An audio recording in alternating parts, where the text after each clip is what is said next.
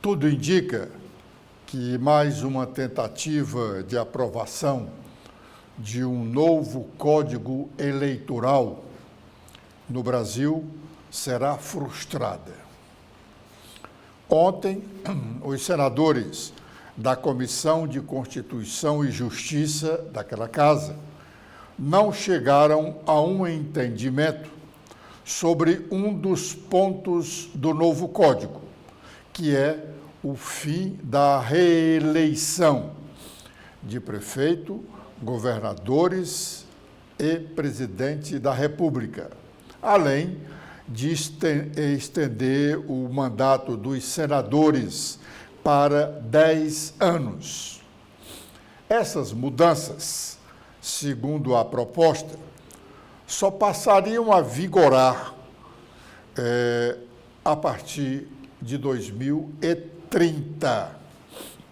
Mas há outras mudanças que, para vigorar já a partir das eleições do próximo ano, terão que estar aprovadas até o fim do mês de setembro, porque aprovada no Congresso até o fim do mês de setembro, o que precisar de sanção presidencial vai ainda para o Palácio do Planalto, para análise do presidente e sancionar ou não. E as que forem através de emenda à Constituição, essas alterações serão promulgadas pelo Congresso Nacional. E tudo isso, depois da aprovação dos deputados e senadores, depois dessa outra parte que depende do presidente da República, sanção ou veto, ou de promulgação, se for emenda à Constituição, da mesa do Congresso Nacional, tudo isso tem que estar concluído até o dia 3 de outubro. Por que 3 de outubro? Porque no dia 4 de outubro de 2026, segundo o calendário eleitoral para o próximo ano, no dia 4, o primeiro domingo do mês de outubro, os brasileiros iremos às urnas para eleger os deputados estaduais, deputados federais, senadores, governadores e o presidente da República.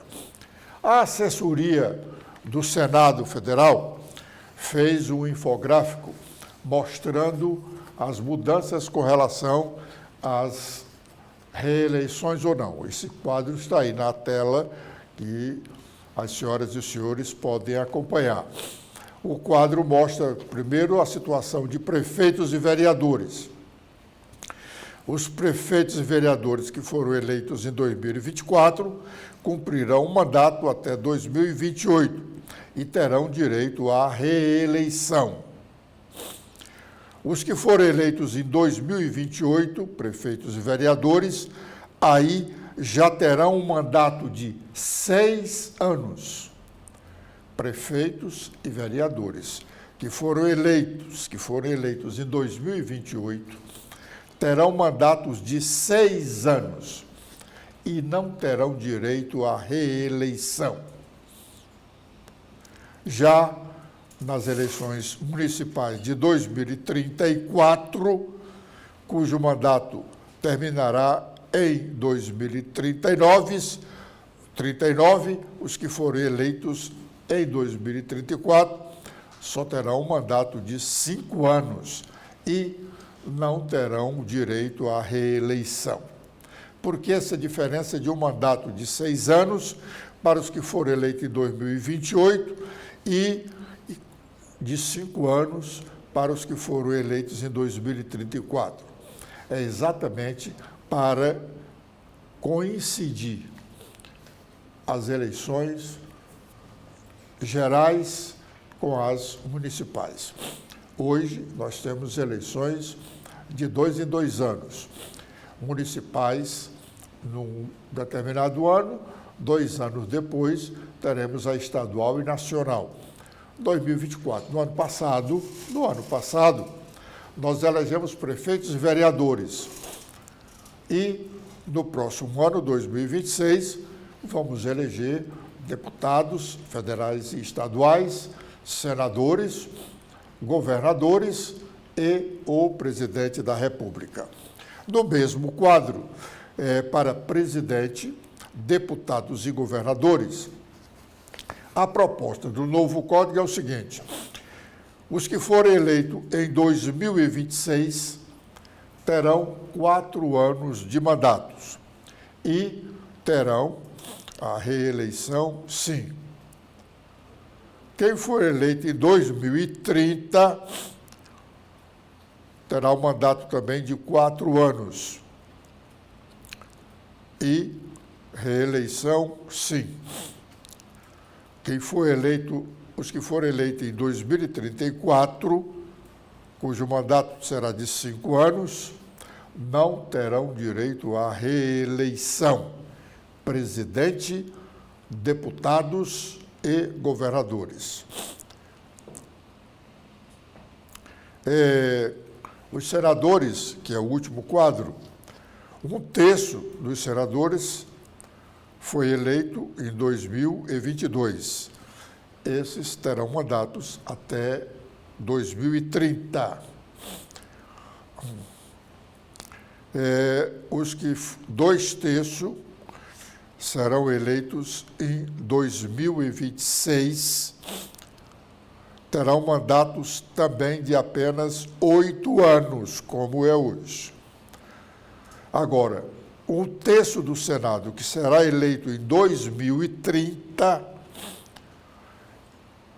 os senadores vão ter um mandato de 9 anos.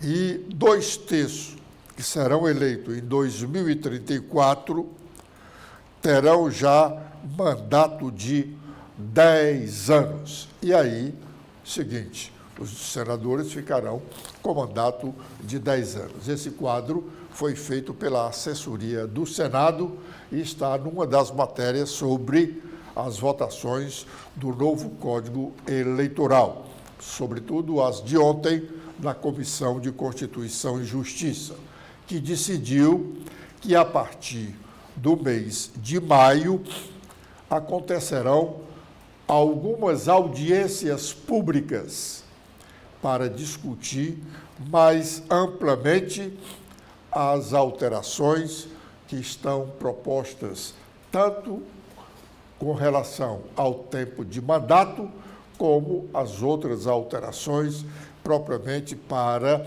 a legislação eleitoral. Bom, agora vamos para outro assunto, que são as falcatruas que atingiram a beneficiados do INSS, o Instituto Nacional de Seguridade Social. Essas falcatruas foram descobertas pela Polícia Federal e tornadas público no dia de ontem, que motivaram imediatamente a exoneração do presidente do INSS, por ordem do presidente Lula. O fato repercutiu e repercutirá muito no campo político, pois já se fala na criação de uma comissão parlamentar de inquérito, CPI, na Câmara dos Deputados para tratar desse assunto. Além de que, no momento, me parece ameaçada a permanência do ministro Carlos Lupe no cargo de ministro da Previdência Social. Lupe é presidente nacional do PDT. No momento ele está afastado e está na presidência nacional o cearense André Figueiredo, deputado federal.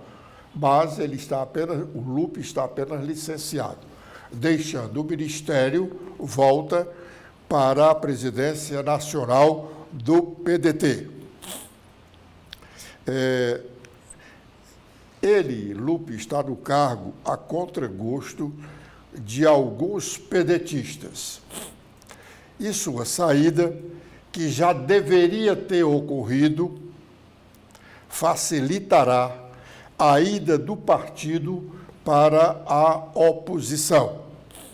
Eu digo que Lupe já deveria ter saído do ministério, pois um escândalo dessa monta nas barbas do ministro moralmente o impede de continuar no cargo. Ontem, na Assembleia Legislativa Cearense, uma parte da sessão foi reservada para discutir o não cumprimento do regimento da Casa. A deputada doutora Silvana, na sessão de terça-feira, apresentou um requerimento de impugnação da ata da sessão ordinária da Assembleia, ocorrida na última quinta-feira, na semana passada, quando ocorreu um desrespeito, segundo ela, ao regimento interno. E a oposição se sentiu prejudicada, pois, por falta desse por falta de cumprimento do regimento, a sessão daquela quinta-feira foi suspensa. E os deputados da oposição que estavam inscritos para utilizar a tribuna não tiveram o seu direito garantido. O regimento da Assembleia diz que quando um deputado pedir verificação de presença, o regimento tem dois tipos de verificação, de presença e de quórum. Verificação de presença é para saber qual o número de deputados está ali no plenário. E verificação de quórum é para saber se na sessão tem quórum suficiente para votar determinadas matérias. E quando não tem número suficiente nem para votar as matérias, nem para confirmar a continuidade da sessão, porque a sessão, para acontecer, precisam que 14 deputados estejam presentes. Não necessariamente ali no plenário, mas tenham assinado a presença, porque o plenário, ultimamente, tem estado sempre vazio. Em determinado momento, tem um deputado presidindo a sessão e um único deputado utilizando a tribuna. Nenhum outro deputado em nenhuma das cadeiras das bancadas. Plenário vazio. Então, na sessão da última quinta-feira, da semana passada, na véspera do feriadão, a oposição tinha alguns pronunciamentos críticos ao governo e, como não havia interesse da situação para dar espaço à oposição, aliás, nunca há, um deputado aliado pediu a verificação de presença. O presidente da sessão é obrigado a acatar o pedido, tanto de verificação de presença como verificação de quórum. Mas aí a mesa que está dirigindo os trabalhos tem um tempo de 10 minutos para esperar que os deputados ou cheguem ao plenário ou virtualmente registrem suas presenças. 10 minutos. O que a deputada contestou é que o presidente da sessão daquele dia, Guilherme Bismarck, não aguardou os 10 minutos. E, segundo os deputados, em apenas 2 minutos e poucos segundos, ele decidiu que realmente decidiu que não tinha presença. Vereadores ou deputados não estavam presentes para a continuidade da sessão e deu a sessão por encerrada. Por isso, a deputada tentou impugnar a ata da sessão de quinta-feira da semana passada. Mas ela começou ontem o seu discurso justificando o pedido de impugnação, dando uma aula sobre fascismo ao deputado Messias do PT. Isso porque lá na quinta-feira, o deputado Messias do PT chamou o pessoal, os deputados do PL, de fascistas.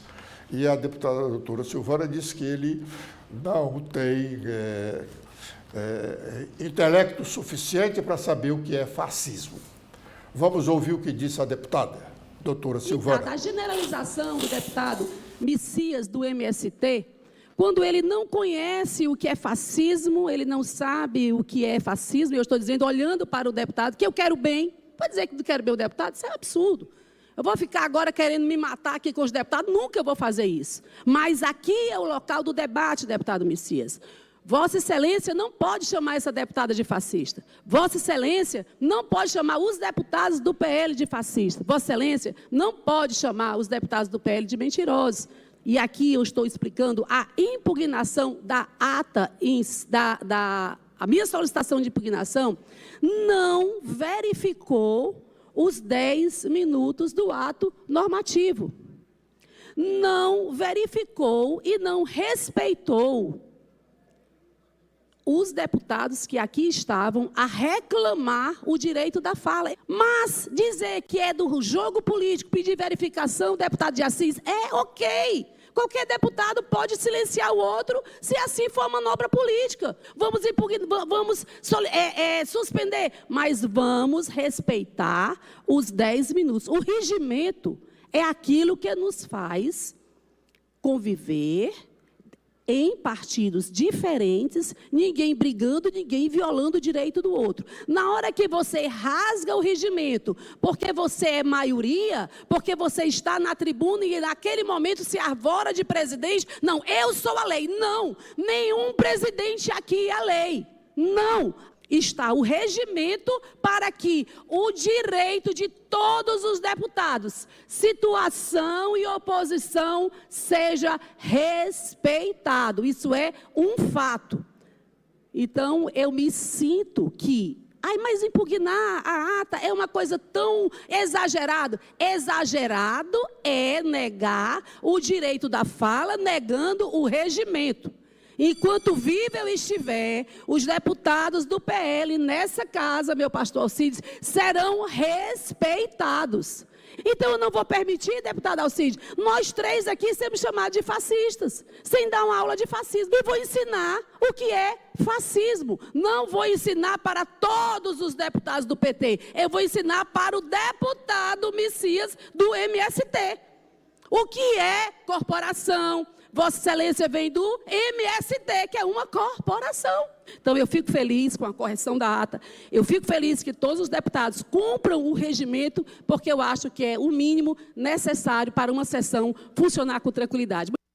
Bom, esse pedido de impugnação da ata da sessão anterior, no caso a sessão de quinta-feira da semana passada, é inédito, pelo menos nas últimas décadas em que eu acompanho as sessões da Assembleia Legislativa Cearense. É inédito pedir a impugnação. Mas o deputado tem o direito e deve fazê-lo. Agora, a Assembleia precisa realmente cumprir o seu regimento. Ela não está cumprindo o regimento em muitas oportunidades. As sessões, por exemplo, segundo o regimento, deveriam começar às 9 horas da manhã. Tem uma tolerância. Essa tolerância pode chegar até 20 minutos, 9h20 para começar a sessão. As sessões têm começado às 10 horas da manhã, pouco depois das 10, pouco antes das 10. Isso é um desrespeito ao regimento interno. 9h20. Não teve presença registrada lá no painel. Não tem o mínimo de 14 deputados com presença registrada, não tem sessão. Mas o deputado está chegando. Não, ele tem que chegar na hora. Ele tem que chegar na hora. ele recebe para participar das sessões plenárias e das comissões técnicas. Ele recebe e é uma boa remuneração. Pode não ser excelente, mas é uma boa remuneração. Mais de R$30 mil por mês para participar de sessões terça, quarta e quinta. Deveria também participar nas sextas, mas eles já aboliram isso. Diz respeito ao regimento. O regimento manda que se faça sessão às sextas-feiras. Eles ganham um pouco mais de R$30 mil para participar de 3 sessões semanais e 1 ou 2 reuniões de comissões técnicas, que geralmente não fazem. Tanto não fazem as sessões das reuniões das comissões técnicas, porque vez por outra, quando o governo tem interesse em aprovar uma matéria em regime de urgência, a sessão é suspensa para que as comissões façam reuniões extraordinárias. E essas sessões são ali 5 minutos, ali no plenário mesmo, porque precisa votar a matéria e as comissões se reúnem ali. Isso é descumprimento ao regimento interno da Casa. E por aí vai. Outros momentos, e em outros momentos também, se registra o desrespeito ao regimento. A atual mesa diretora da Assembleia marcaria um bom ponto se exigisse o cumprimento do regimento no mínimo possível, no início do horário das sessões e no curso das sessões ordinárias daquela casa. O deputado estadual Antônio Henrique voltou à tribuna da Assembleia ontem. Ele voltou à tribuna da Assembleia aqui, essa afirmação, é porque ele já tinha estado em outros momentos, dias antes, falando do mesmo assunto, criticando o descaso da Secretaria de Educação do Estado com escolas estaduais em Fortaleza. Vamos ouvir o que disse o deputado Antônio Henrique. Eu fui convidado por um colega nosso, vereador de Fortaleza, vereador Pepecel, para fazer uma visita a uma escola lá no Grande Janguruçu. Essa escola é uma escola de ensino profissional, Mário Alencar. E a gente esteve lá, nessa escola. E o que mais uma vez me chama a atenção, porque essa não foi a primeira visita que eu fiz, já tinha feito lá no Conjunto Esperança, na escola Adalgisa Bonfim Soares, essa escola Mário Alencar estava talvez pior do que a escola que eu já tinha visitado anteriormente.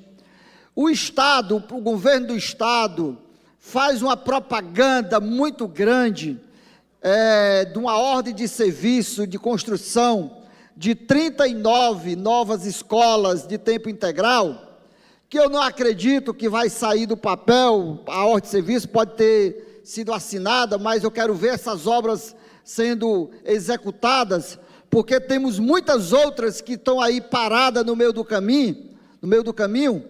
Essas aqui são escolas que já funcionam, são escolas que já existem, mas que infelizmente são escolas que não estão recebendo a manutenção devida para que os alunos possam passar o dia na escola e ter uma educação de qualidade.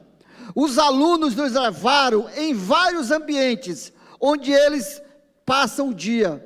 Fomos nos banheiros, fomos na quadra, fomos no auditório, fomos nos laboratórios, que, para falar a verdade, ninguém conseguiu ter acesso aos laboratórios, porque estavam fechadas as portas em virtude da má condição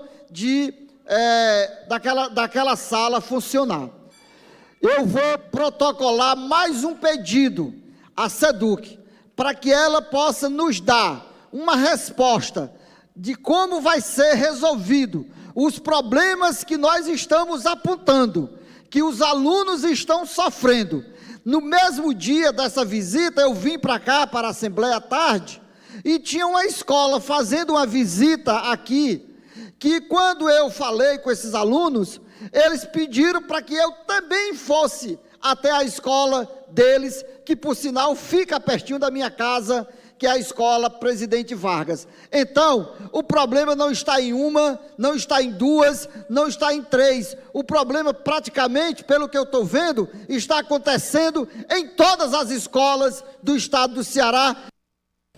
Bom, também na Assembleia, o deputado estadual Felipe Mota fez ontem um pronunciamento para reclamar de possíveis prejuízos que o Ceará terá com a aprovação de matéria de interesse do governo federal, uma medida provisória, ainda do ano passado, que foi aprovada na Câmara dos Deputados.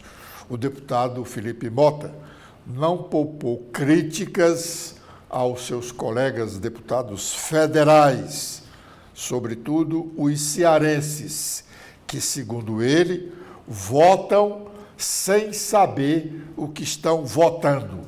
Por isso, votam contra os interesses do Estado do Ceará, como é o caso da matéria em que ele cita.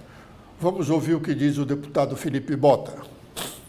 Em 2023, nós tivemos uma medida provisória assinada pelo governo federal, onde ele praticamente criava um grande imbróglio com o setor produtivo brasileiro, e que hoje esse PL aqui, até para quem está na base do governo ou na oposição ao governo, interessa ao Estado do Ceará o que estão votando no Congresso Nacional no dia de hoje. E eu estou trazendo esse assunto para cá, porque depois que nós tivermos empresas questionando o Estado do Ceará e todos os outros estados por não ter direito ao FDI, que é o Fundo de Desenvolvimento para a Indústria, e estiver comprometido com esses recursos do ICMS indo para a União e não ficando nos estados, aí nós vamos ver o que vai ser uma verdadeira briga por essas empresas entre os estados. E os estados mais ricos, e vai dificultar a vida do Nordeste. Enquanto o governador está lá na China, buscando montadoras para desenvolver o estado do Ceará, o Congresso Nacional, no dia de hoje, pode jogar todos os nossos sonhos fora desses incentivos. Acreditem no que eu estou dizendo.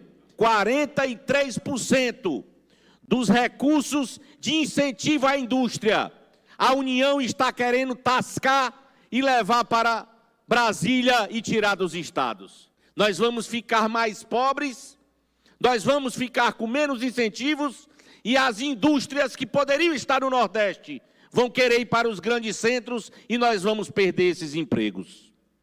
Essa é a minha preocupação. E pasmem, senhores, 85% dos deputados federais do estado do Ceará votaram favorável a essa matéria. Por que isso? Leiam mais, sentem com o setor produtivo, discutam com a FIEC, com a Comissão da Indústria na Assembleia Legislativa. Agora, não votar sem minimamente entender o que está votando.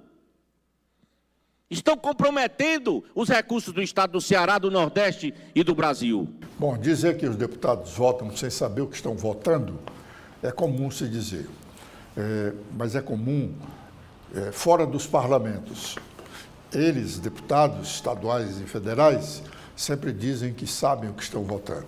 Agora, quando um deputado diz que os seus colegas federais, 85% da bancada do Ceará, a bancada do Ceará são 22 deputados federais, 85% desses 22 votaram sem saber o que estavam votando, é que a nossa representação, no dizer do deputado Felipe Mota, não é só fraca, é fraquíssima.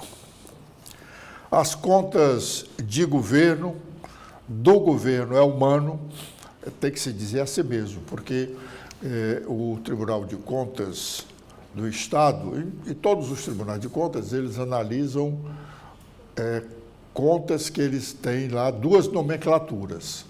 Tem as contas de governo e tem as contas de gestão.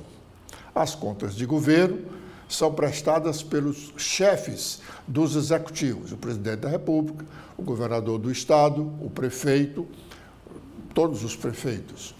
Então, nessas contas de governo, que são as contas de responsabilidade do chefe do executivo, o Tribunal de Contas não julga. Ele só emite um parecer técnico, que o legislativo acata ou não. Já nas contas de gestão, aí não. Os conselheiros julgam. Essas contas de gestão são de responsabilidade dos secretários, secretário municipal, secretário estadual, ministros. Essas são julgadas pelo Tribunal de Contas. As contas de governo, repito, os conselheiros só emitem um parecer porque essas contas são julgadas no Legislativo. As contas dos prefeitos são julgadas pelas câmaras municipais, do governador pelas assembleias e do presidente pelo Congresso Nacional. A única diferença desses pareceres é com relação às contas de prefeitos, porque enquanto o parecer nas contas de governo do governador e do presidente da República, o Congresso Nacional, do governador, a Assembleia Legislativa. A Assembleia Legislativa não está obrigada a seguir o que recomenda o parecer do Tribunal de Contas. Ela faz o julgamento político dela. Se o tribunal, por exemplo, recomendar a desaprovação das contas do governo, do governador, a Assembleia diz, não, nós não vamos desaprovar, nós vamos aprová-las, e aprova. Já em relação às contas dos prefeitos, se o Tribunal de Contas recomendar que elas sejam desaprovadas, a Câmara Municipal só poderá aprová-las se for pelo voto de 2/3 da casa. Não é a maioria simples. Obrigatoriamente, para votar contra o parecer do Tribunal de Contas, terá que haver necessidade de 2/3 dos votos dos vereadores, o que não acontece em relação aos deputados estaduais. A Federação de Partidos, que reunirá o PP, Partido Progressista, e o União Brasil, será oficialmente formalizada na próxima terça-feira à tarde em Brasília, segundo registrou ontem o jornal O Globo, dando como o responsável por essa informação o senador Ciro Nogueira, que é o representante, então, do PP. A oficialização da federação, repito, será na terça-feira, próxima terça-feira, às 15 horas, em Brasília. Segundo acertaram ontem os principais dirigentes nacionais das duas agremiações. Essa federação, como já dissemos aqui em outras oportunidades, trará um grande impacto na política cearense. Dizendo isso, nós estamos encerrando a nossa participação de hoje neste primeiro bloco de notícias da manhã, aqui na TV da Transparência. Convidando-os a seguirem conosco.